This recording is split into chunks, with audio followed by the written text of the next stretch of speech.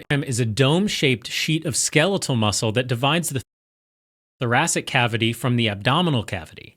That may sound simple, but in fact, the diaphragm is so much more than just a sheet of muscle. In fact, every breath you take is thanks to your diaphragm. Okay, so let's begin by looking at the general structure of the diaphragm. It curves superiorly into right and left domes. It has a mobile central portion known as the central tendon and a peripheral muscular portion that is fixed to the bones, cartilages, and ligaments of the thoracic cage. The periphery of the diaphragm can be divided into three parts depending on its specific attachment points.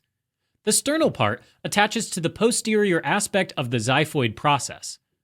The costal part attaches to the internal surfaces of the 7th to the 12th ribs and their costal cartilages, while the lumbar part attaches to the medial and lateral arcuate ligaments, the L1 to L3 vertebral bodies, and the intervertebral discs in between.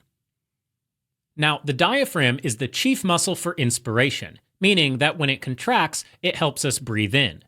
During contraction, the central portion of the diaphragm depresses, increasing the volume of the thoracic cavity, which in turn increases the volume in the lungs.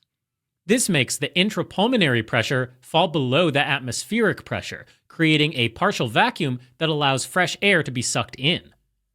On the other hand, expiration is largely passive, meaning the diaphragm relaxes and rises, which decreases the volume of the thoracic cavity and subsequently increases the intrapulmonary pressure to be above the atmospheric pressure, forcing the air in the lungs to be expelled out.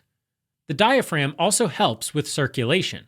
During contraction, the increased intra-abdominal pressure and decreased intrathoracic pressure helps venous return of blood towards the heart through the inferior vena cava.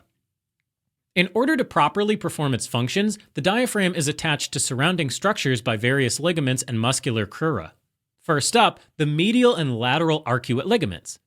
The medial arcuate ligament is a thickening of fascia that covers the psoas major muscle, which then attaches to the lumbar vertebral bodies and the transverse process of L1, whereas the lateral arcuate ligament covers the quadratus lumborum muscles and attaches from the transverse process of L1 to the 12th rib.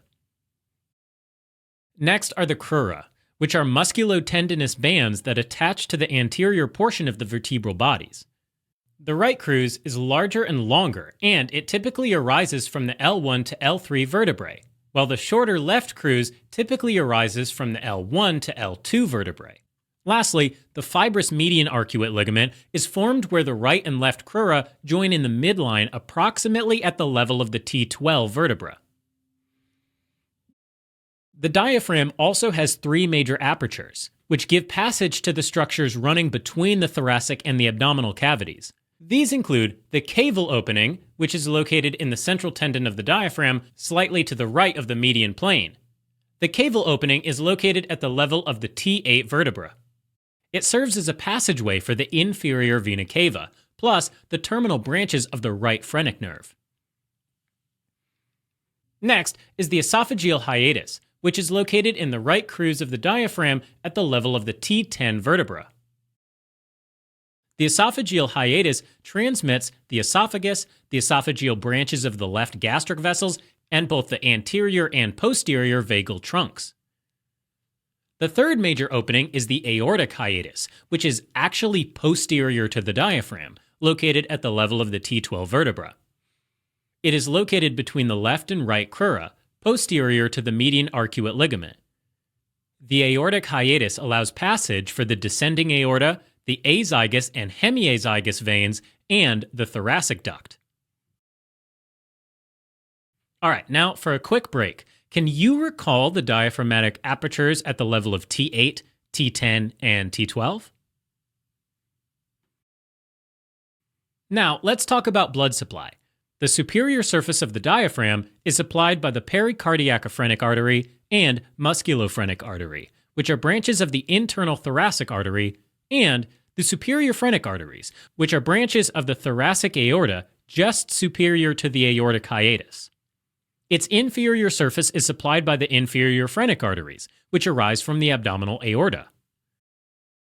Venous drainage of the superior surface is ensured by the musculophrenic veins and pericardiacophrenic veins, which empty into the internal thoracic veins, and the superior phrenic vein, which empties into the inferior vena cava. Intuitively, the inferior surface of the diaphragm is drained by the right and left inferior phrenic veins. The motor innervation of the diaphragm comes entirely from the right and left phrenic nerves, which originate from the anterior rami of the C3 to C5 spinal nerves. Remember this rhyme: C3, 4, 5 keep the diaphragm alive.